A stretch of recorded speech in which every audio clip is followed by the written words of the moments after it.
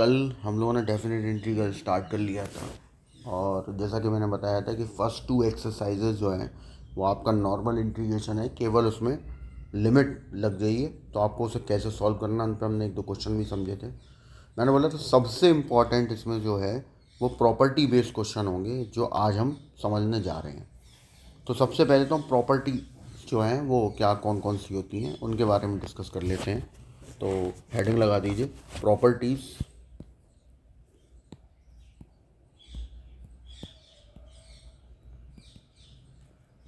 Of definite integral.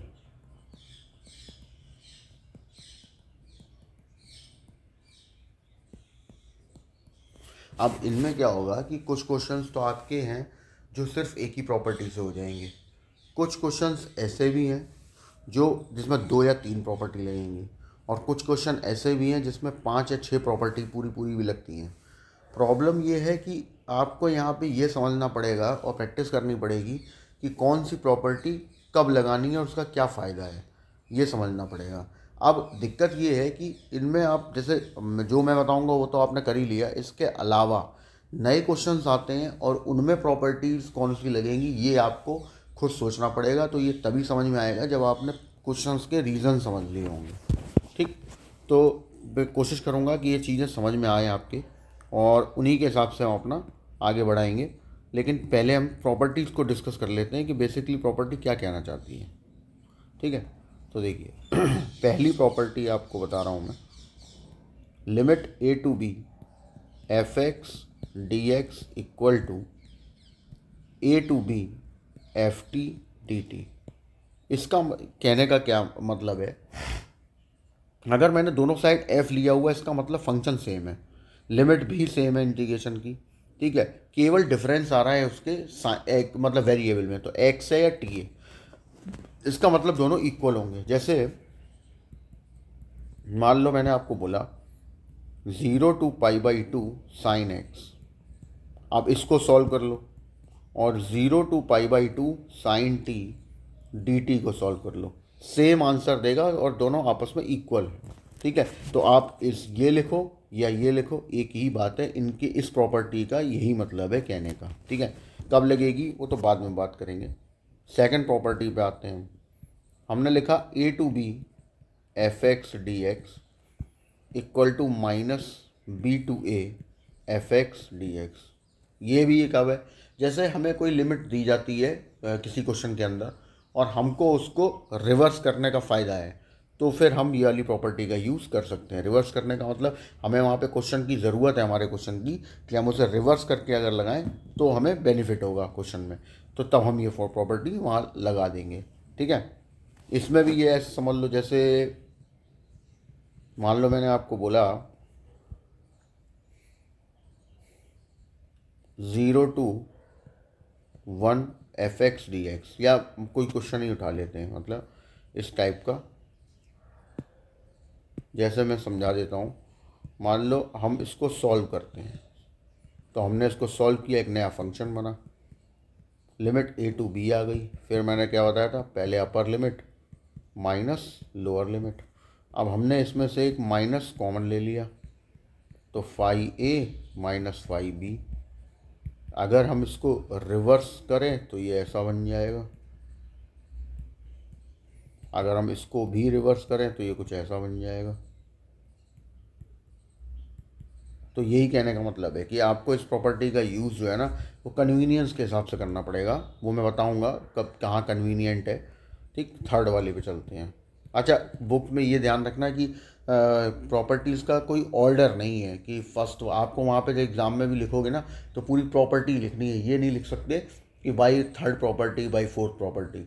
उसका reason क्या है, क्योंकि अलग अलग बुक में अलग अलग जगह थर्ड कोई और है, फोर्थ कोई और है, मैं बता रहा हूँ तो कोई और है। समझ आएगी ना, तो वो चीज़ का ध्यान रखना है। ठीक है, तीसरा प्रॉपर्टी में आप जाते हैं, सबसे important, a to b f x d x equal to, अब हम अपनी कन्वीनियंस के हिसाब से a plus b minus x d x ये वहाँ पे लिख सकते हैं, क्वेश्चन को सॉल्व कर सकते हैं। ये वाली जो प्रॉपर्टी है ना, ये मोस्टली आप मान के चलो 99% क्वेश्चंस में लगती ही है, क्योंकि ये एक ऐसी प्रॉपर्टी है जो आपको किसी फंक्शन को किसी दूसरे फंक्शन में चेंज करना है अपनी कन्वीनियंस के लिए तो काम आएगी।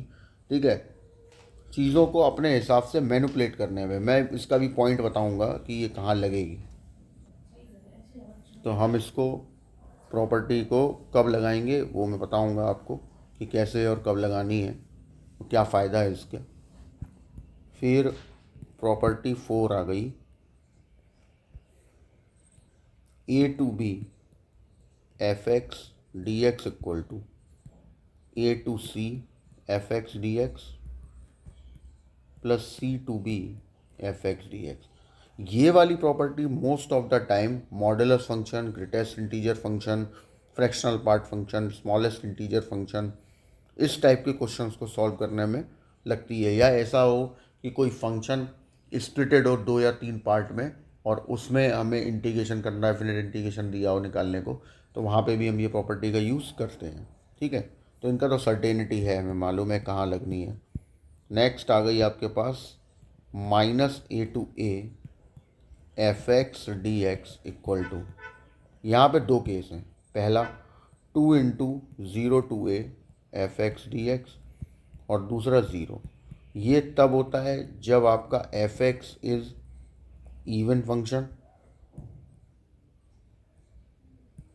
और ये तब होता है जब f x is odd function. ठीक है, अब इवन ऑड पे फंक्शन में डिसाइड हो चुका है पहले, मैं भी बता देता हूँ कि नोट में आप समझ लें यहाँ पर कि एक फंक्शन है एफ एक्स, उसमें आपने रखा माइनस एक्स और दोनों इक्वल आ गए तो वो बनता है even function, like x square cos x, x power 4। ठीक है, इस टाइप सेक एक्स, ये सब इवन फंक्शन है। और अगर f x not equal to f minus x हो या फिर f x equal to minus f of minus x हो तो ये बनता है ऑड फंक्शन। ठीक, तो ये इवन ऑड का फॉर्मूला है। इसमें क्या है, ये आपकी जो प्रॉपर्टी दी है ये लगने को तो हम बहुत जगह कन्वीनियंटली लगाते हैं, लेकिन ज़्यादातर ये ऐसी जगह लगेगी जहाँ पे लिमिट का मैग्नीट्यूड तो सेम रहेगा लेकिन साइन अपोजिट होंगे। ठीक है, तो ऐसी जगह हमें इनको अप्लाई करना पड़ता है, तब हमें फ़ायदा मिलता है इसका। ठीक, फिर last property zero to two a f x d x equal to, यहाँ भी 2 केस बनेंगे। 2 ज़ीरो से a f x d x, ये तब काम करेगा 2a, जब हम फंक्शन में 2a माइनस एक्स रखेंगे और आ जाए एफ एक्स। एक होगा ज़ीरो जब फंक्शन में हम 2a माइनस एक्स रखेंगे और वो एफ एक्स के इक्वल ना आए, तब हमें ज़ीरो मिलेगा। इसकी भी कहानी ये है कि जैसे लिमिट आपको पाई दी गई है और उससे हमारा काम नहीं चल रहा, उससे फंक्शन हमारा लौट के वही आ जा रहा है और क्वेश्चन आगे नहीं बढ़ पा रहा, तो फंक्शन उसको हमें बनाना पड़ेगा π/2। तो कभी कभी π/2 को π/4 बनाने से फ़ायदा हो रहा होगा, कभी कभी पाई को π/2 बनाने से फ़ायदा हो रहा होगा। तो वहाँ पर जब ऐसा हो कि प्रॉपर मतलब लिमिट को हाफ करना हो, जब अपर लिमिट को आधा करना हो, तब हमें इस प्रॉपर्टी का यूज़ करना होता है। जगह जगह जैसे जैसे ये यूज़ होती जाएंगी आपको चीज़ें समझ में आएंगी, क्योंकि मैं 1 बाई 1 ही इसको लेके चलूँगा एक एक चीज़ करके, कि पहले एक पे प्रॉपर्टी पे हो गए क्वेश्चन, फिर ये हमने बता दिया कि वहाँ क्या क्या हो सकता है, तो वो चीज़ें ध्यान रखनी है। अब हम आते हैं इनके रूल्स पे, जो 99% केसेस में तो लग जाएंगे, फिर भी 1% में कई क्वेश्चन ऐसे होते हैं जहाँ आपको खुद सोचना पड़ता है कि यार यहाँ पे हम कौन सी प्रॉपर्टी लगाने से हमें फ़ायदा है। फिर भी मैं कोशिश ये कर रहा हूँ कि आपको मैं डायरेक्ट ही बता सकूँ कि भाई ये प्रॉपर्टी यहाँ लगेगी तो ये फ़ायदा होगा, ये प्रॉपर्टी यहाँ लगेगी तो ये फ़ायदा होगा। अपन कोशिश में यही लगे हुए हैं कि हमको ये चीज़ समझ आ जाए। ठीक है, देखो रूल्स क्या कहते हैं, तो हेडिंग लगा दीजिए रूल्स। अब रूल्स कहता है, अब देखिए ये जो रूल मैं आपको बता रहा हूँ, ये मैंने बोला ये 100% मतलब क्वेश्चंस में लग जाएंगे ऐसा नहीं है।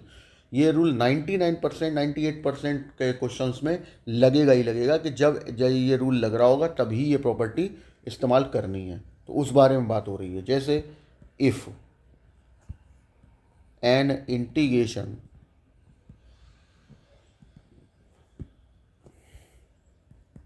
in which the limit is 0 to π/2 और the sum of limit is π/2 and the functions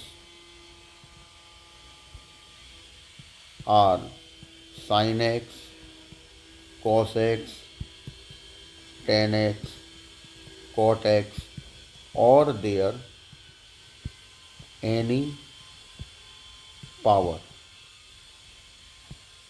Then first we applying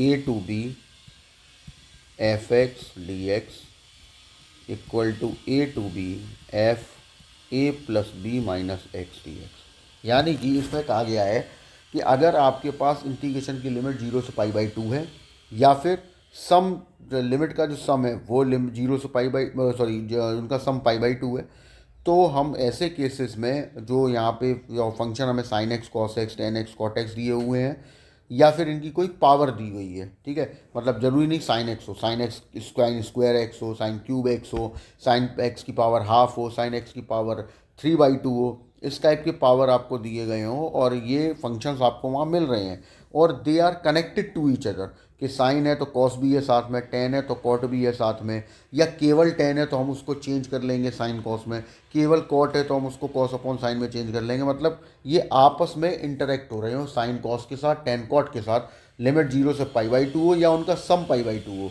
तो ऐसे केसेस में हम जो है ये वाली प्रॉपर्टी का इससे स्टार्टिंग करते हैं अपने क्वेश्चन की, ठीक, जिससे कि क्वेश्चन आसानी से सॉल्व हो जाए, ठीक। तो ये पॉइंट आपको याद रखना है। बाकी ऐसा नहीं है कि ये प्रॉपर्टी कहीं और नहीं लग पाएगी, बिल्कुल लग पाएगी, या किस क्वेश्चन पर डिपेंड करेगा, लेकिन मोस्ट ऑफ द टाइम जो क्वेश्चन हम लोग करेंगे उनमें ऐसा ही होने वाला है, ठीक है। सेकंड है कि आपने मान लीजिए बोला गया है कि if we have an integration of type 0 to π x f(x), ठीक है, ये दिया हुआ है और f(x) यहाँ पे एक ट्रिग्नोमेट्रिक फंक्शन है। Then first we remove x by using the property a to b fx dx equal to a to b f of a plus b minus x dx and then solve the integration। ये क्या है, इसमें बोला गया है कि अगर आपका फंक्शन मतलब आपकी जो इंटीग्रेशन है वो इस टाइप का गिवन हो हमारे पास, ये टाइप का 0 to π x f(x), जहाँ पे f(x) एक ट्रिग्नोमेट्री फंक्शन है, तो हमें जो वहाँ से x को रिमूव करना है और रिमूव करना है इस प्रॉपर्टी का यूज़ करके। ये जो प्रॉपर्टी आपने अभी लिखी हुई है इस प्रॉपर्टी का यूज़ करके सबसे पहले x को रिमूव करेंगे और उसके बाद उसे सॉल्व करेंगे, ठीक है। ये आप ध्यान रखिए कि वो जो पॉइंट आपको जो बताए जा रहे हैं ना, ये इसी हिसाब से आपको याद रखना है, जो थोड़ा आसान हो जाएगा क्वेश्चन को सॉल्व करना, क्वेश्चन तो जल्दी आसानी से सॉल्व हो जाएगा। अभी मैं इसके ऊपर क्वेश्चन भी कराऊंगा, तो बेसिकली ये पॉइंट है, इनको याद रखना है और बाद में जो पॉइंट आएंगे वो मैं खुद बताऊंगा। और ये प्रॉपर्टीज़, अभी हम क्वेश्चन देखते हैं इसके ऊपर कि क्वेश्चन हम कैसे हैंडल करें इसके, और उसमें हमें क्या चीज़ें दिमाग में रखनी है, कौन सी चीज़ें जहाँ पे सोचनी है जिससे कि हमारा काम आसानी से हो जाए, ठीक है। तो अब हम उस पर चल रहे हैं जरा, ठीक है।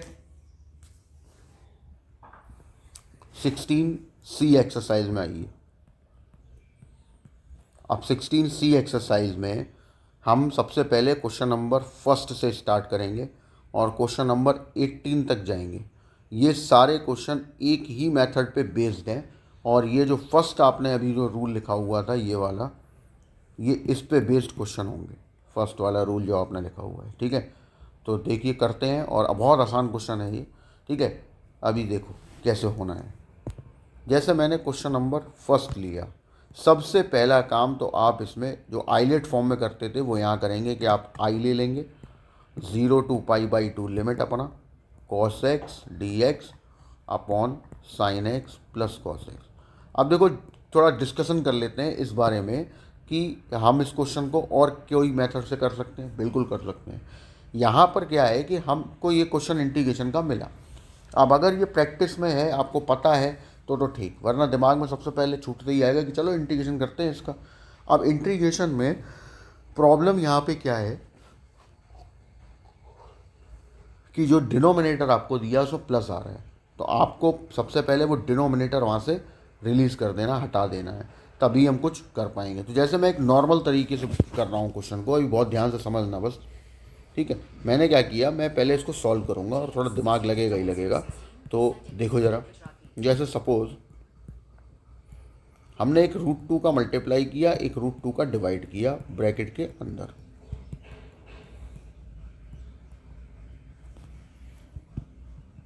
Zero to π/2 cos x dx upon √2 को बाहर ही छोड़ दिया,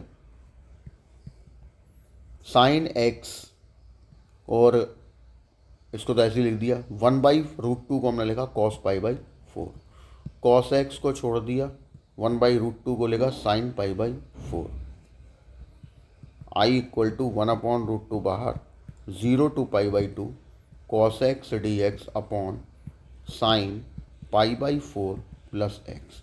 अभी भी क्वेश्चन सॉल्व नहीं हुआ तो हमें कुछ और लगाना पड़ेगा दिमाग। π/4 प्लस एक्स को हमने t ले लिया, यहाँ से x की वैल्यू t माइनस π/4 आ गई, dx equal to dt। Limit change करना बिल्कुल ना भूलें जब लेट करें, कल ही बताया था। पहले हमने π/2 उठाया और यहाँ x की जगह रखा क्योंकि हमें t की वैल्यू उठानी है, तो π/2 ये 135 हो जाएगा, मतलब 3π/4। फिर 0 यहाँ पे रख देंगे x की जगह, तो हो गया π/4।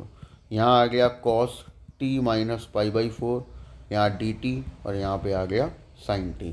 अब हमने इसमें लगाया cos, नोट नहीं करना है, सिर्फ समझो, ठीक है। t π/4, यहाँ पे cos a cos b minus sin a sin b, ये फॉर्मूला यहाँ पे लगा दिया। अपॉन में आ गया sin t, यहाँ आ गया dt।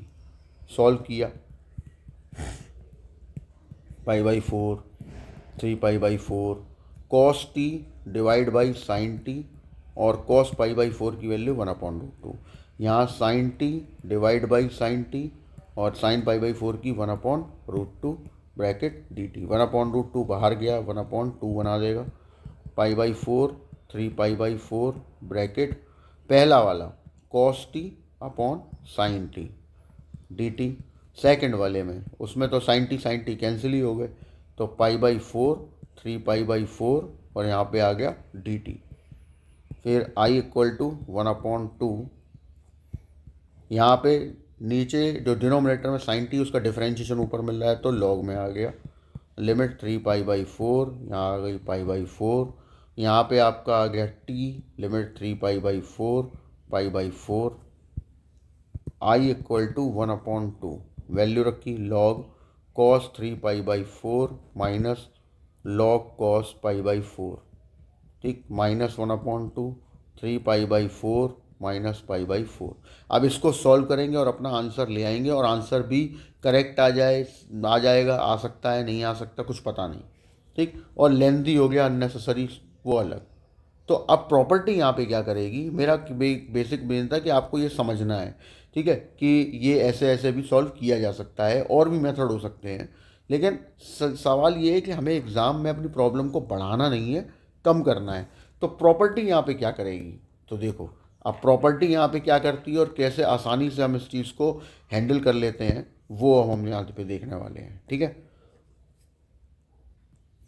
देखो अब कायदे से क्या होना चाहिए था, हम इसमें लगाएंगे ये वाली प्रॉपर्टी पहले, a टू बी f(x) dx equal to a to B f of a plus b minus x. सवाल आता है कि हम ऐसा क्यों कर रहे हैं। हम ऐसा इसलिए कर रहे हैं कि ऊपर जो कॉस है उसको हम साइन बना सकें, क्योंकि डिनोमिनेटर में कोई फ़र्क नहीं पड़ेगा इस प्रॉपर्टी से। पहला वाला जो आपका है वो साइन कॉस बन जाएगा और कॉस साइन बन जाएगा, तो sign x plus cos x लिखा हो या cos x plus sine x, एक ही बात रहेगी।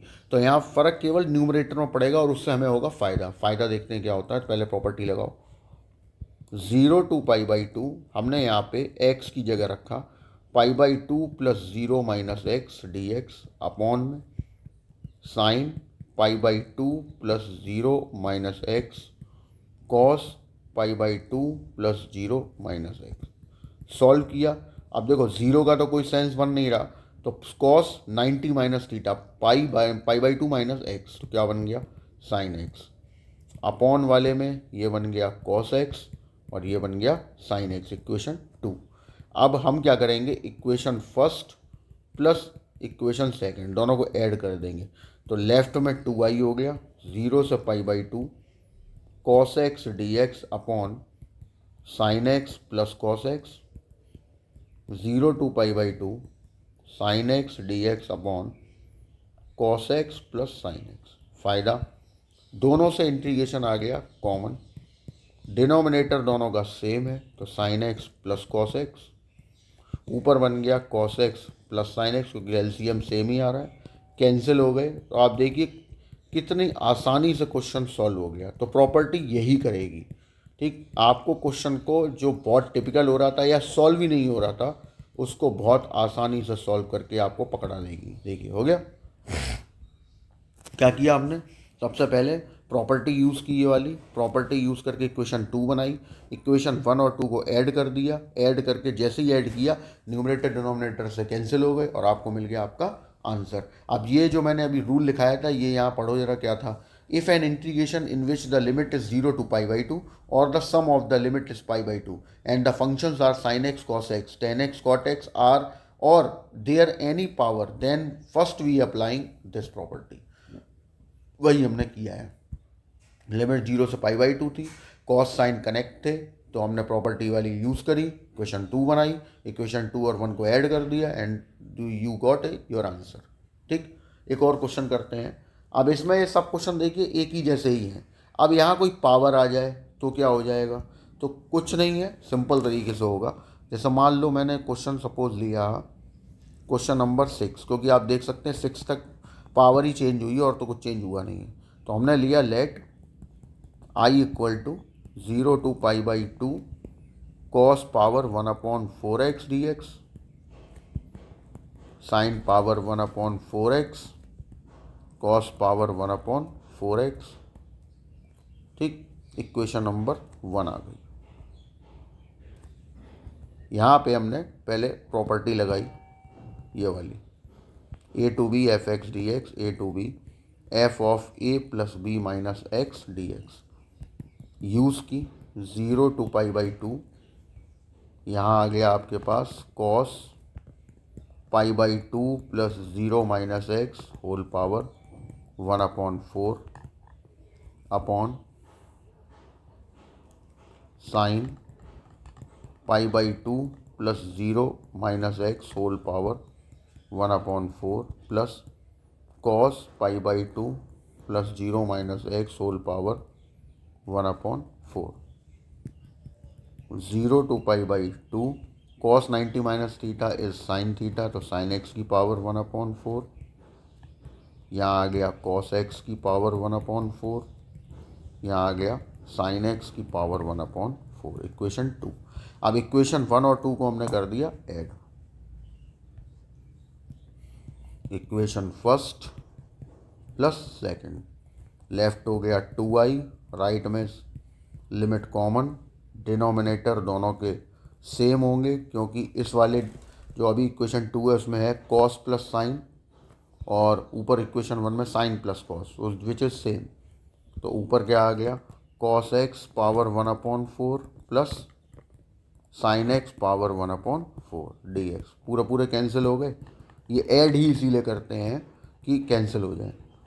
यहाँ आ गया x, लिमिट 0 से π/2 माइनस 0, आई की वैल्यू इज़ π/4। तो बिल्कुल सेम तरीके से ही हुआ है क्वेश्चन, देखो ठीक, क्योंकि कनेक्टेड टू ईच अदर। तो जो प्रॉपर्टी जो रूल लिखा हुआ है उसके हिसाब से आप चले। अब एक क्वेश्चन सपोज हमें मिल गया 12 या इस टाइप का, 12 है, 9 है, 10 है, इस टाइप के क्वेश्चन है, ठीक है। अब 9 10 तक तो ये ऐसे ही होना है बिल्कुल। 12 है या 11 है, इसमें क्या करें, जैसे सपोज 12 है, हमने क्या किया लेट किया I equal to 0 to π/2 dx upon 1 plus cot. अब इसमें आप अगर फर्स्ट प्रॉपर्टी यूज़ कर देंगे तो cot 10 में चेंज हो जाएगा, कुछ फ़ायदा ही नहीं होगा। तो हम पता है क्या करेंगे इसमें, 0 to π/2 dx upon 1 plus cos x upon sine x. Sine x ले लिया हमने एलसीएम, तो पहुंचा ऊपर। और अब आप जब एलसीएम ले चुके होंगे तब आप देख सकते हैं क्वेश्चन नंबर 1 बन गया। ठीक, अब इसमें वही करना है, ये प्रॉपर्टी आपने जो लगाई थी, ठीक है, इस क्वेश्चन में वही सेम ऐसे ही बन गया। तो ये प्रॉपर्टी लगाएंगे, उसके बाद इक्वेशन 2 बनाएंगे, इक्वेशन 2 और 1 को ऐड करेंगे, ऐड करके सॉल्व करेंगे तो डिनोमिनेटर न्यूमरेटर कैंसिल हो जाएगा और इसका भी आंसर π/4 आ जाएगा। ठीक, तो ये इस तरीके से क्वेश्चन नंबर आपके 18 तक सॉल्व होने हैं, बिल्कुल सेम तरीके से। फर्स्ट प्रॉपर्टी लगेगी एंड इक्वेशन 1 और 2 ऐड होगी एंड देन सॉल्व हो जाएगा बहुत आसानी से। अब हम आते हैं, जैसे क्वेश्चन नंबर 19 है। अब इसमें तो ट्रिग्नोमेट्री नहीं दी है, लिमिट भी 0 से π/2 नहीं है, तो अब इसमें क्या किया जाए। तो देखिए, देखो क्वेश्चन नंबर 19 लिया मैंने। 19 बोल रहा है let I equal to 0 to 1 x 1 minus x whole power 5 dx, equation 1। अब देखो ये क्वेश्चन एग्ज़ाम में आ गया, तो हम इसे ऐसा नहीं है कि डायरेक्ट नहीं कर सकते। यहाँ पे क्या हो क्या रहा है कि आपको अगर कोई एग्जामिनर बोल दे कि using the properties of definite integral and then solve the integration, तब तो लगाना ही पड़ेगा। दूसरा, अगर कोई क्वेश्चन इस फॉर्म में आ गया जो कि क्वेश्चन सॉल्व नहीं हो सकता या जिसका प्रोसीजर बहुत लंबा हो रहा है विदाउट यूजिंग प्रॉपर्टी, तो उस केस में भी हम प्रॉपर्टी लगा के उसको आसानी से सॉल्व कर लेते हैं। लेकिन कुछ क्वेश्चन ऐसे भी होते हैं जो प्रॉपर्टी से करो तो भी उतने ही लेंथी हो रहे हैं और अगर नॉर्मल करो तो भी उतने ही लेंथी हो रहे हैं, तो फिर उस केस में आप कुछ भी कर सकते हो अगर वो प्रॉपर्टी लगाने को नहीं बोल रहा अपनी तरफ से। तब जैसे इस क्वेश्चन को हम नॉर्मली ट्रीट करें तो हम कैसे करेंगे, लेट 1 माइनस एक्स को हम टी ले लेंगे। अब बहुत से लोग सोचेंगे कि यार पावर 5 खोल देते हैं, पावर 5 खोलने पे 6 आपके पास टर्म आएंगे, बाइनोमियल थ्योरम से खुलेगी और फिर एक्स का मल्टीप्लाई होगा, फिर सबका इंटीग्रेशन होगा, फिर लिमिट रखी जाएगी, तब आंसर आएगा, आंसर सही आ जाएगा क्योंकि, लेकिन कैलकुलेशन बहुत होगी। अभी हम इसको नॉर्मल तरीके से कर रहे हैं, लेट करके हमने इसको डिफ्रेंशिएट किया, d x equal to d t, minus को सामने भेज दिया माइनस डी टी, लिमिट भी चेंज होगी। यहाँ x की जगह आपने वैल्यू रखोगे तो x की जगह आ जाएगा 1 माइनस टी, तो यहाँ आ गया 1 माइनस टी, यहाँ आ गया t⁵, यहाँ पे dt माइनस बाहर। अब लिमिट चेंज करना मत भूलना, ये बहुत बड़ी मिस्टेक होती है जो आदमी कर ही देता है। देखो इस वाले में हम t की वैल्यू निकालना चाह रहे हैं तो पहले लिमिट में रखूँगा 1, जब x की जगह अपर लिमिट x की जगह 1 रखोगे तो लिमिट आएगी 0 t की, और फिर जब 0 रखोगे तो आएगी 1।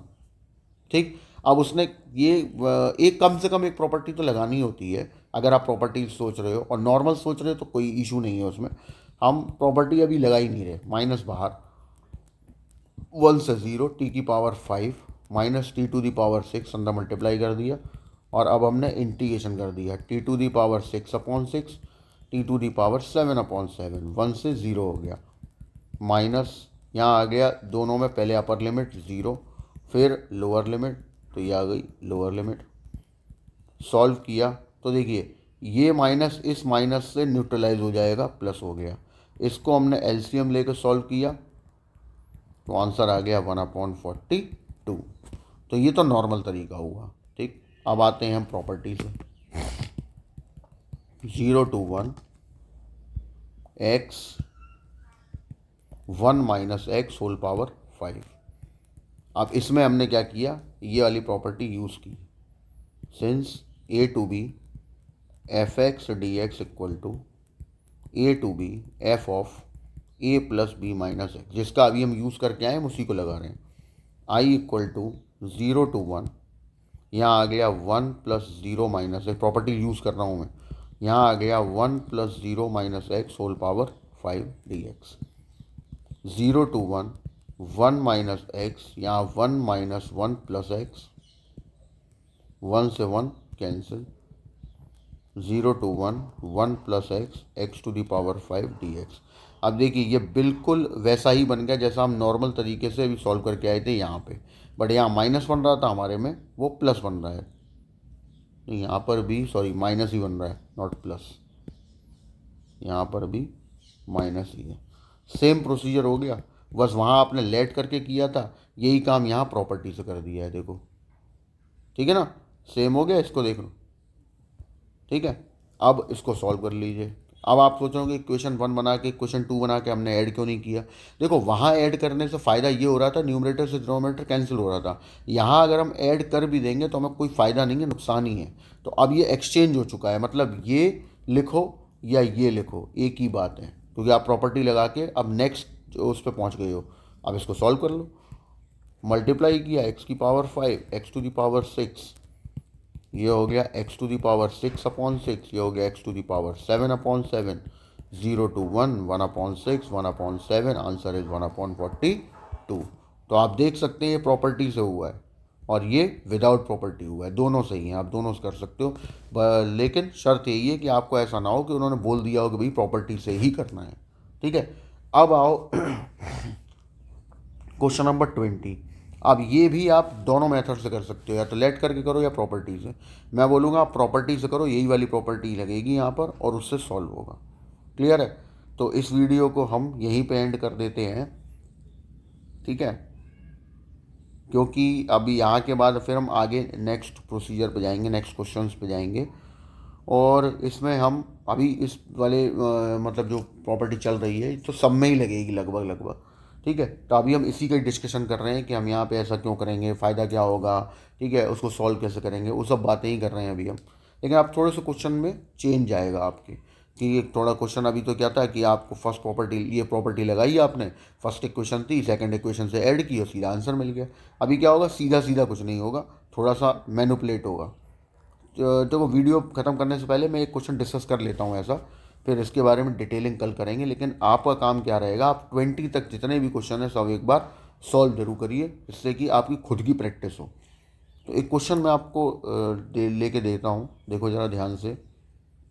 जैसे सपोज हमने क्वेश्चन नंबर 28 उठाया, let I equal 0 to infinity x d x upon 1+x 1+x²।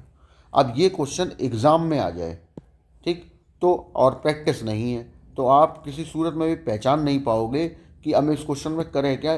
0 से इन्फिनिटी की लिमिट वाले तो कोई क्वेश्चन हमने किए नहीं, ठीक है। तो अब इसमें क्या करें, तो सबसे अच्छा तरीका है कि आप सबसे पहले क्वेश्चन के हिसाब से ना मुड़ के अपने हिसाब से क्वेश्चन को मोड़ लो।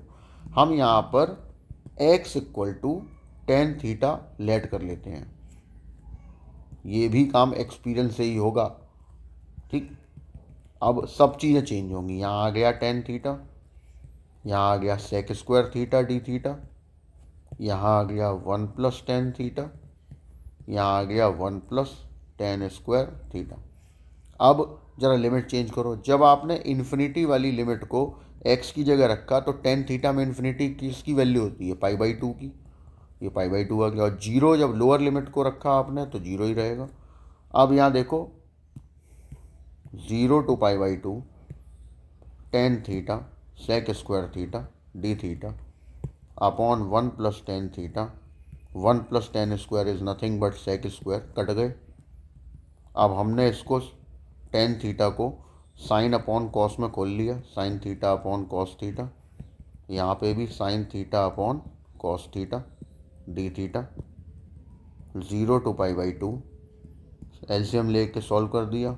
देखिए क्वेश्चन नंबर फर्स्ट बन गया। अब मालूम है कि इसमें क्या होना है, आपको इसमें प्रॉपर्टी लगानी है a to b a+b -x वाली, इक्वेशन सेकंड बनानी है, इक्वेशन फर्स्ट और सेकंड को ऐड कर देना है और न्यूमरेटर डिनोमिनेटर से कैंसिल हो जाएगा और जब सॉल्व करोगे तो आंसर π/4 आएगा। तो हो गया आसानी से सॉल्व। तो ये भी करना पड़ता है हम लोगों को कि हमें अपनी तरफ से वहाँ पे कुछ लेट करके और अपने क्वेश्चन को उस मूवमेंट पे ले आएँ जो कि वो हमारा पहले से जाना पहचाना क्वेश्चन बन जाए, ठीक है। अब कुछ अगर आपको लग ही रहा है कि हम कर सकते हैं ऐसा, तो आपको मैं एक होमवर्क दे रहा हूँ इस बाकी के 20 से के अलावा क्वेश्चन नंबर 29 अटैम्प्ट करके देखें आप सब, ठीक है। 29 क्वेश्चन जो है उसको आप अटैम्प्ट करेंगे और उसमें भी आपको सबसे पहले लेट करना पड़ेगा। लेट का लॉजिक मैं आपको बता चुका हूँ कि ए स्क्वायर माइनस एक्स स्क्वायर हो तो क्या करते हैं, एक्स स्क्वायर माइनस ए स्क्वायर हो तो क्या करते हैं, और ए स्क्वायर प्लस एक्स स्क्वायर हो तब क्या करते हैं। तो ये करके देखिए तो आपको समझ में आएगी बात कि हम कैसे इसको हैंडल कर सकते हैं। ठीक है, बाकी के हम लोग डिस्कशन कल अब नेक्स्ट वीडियो में करेंगे। इसको आप आज आप लगा के देखिए। ठीक है, ओके, बाय बाय।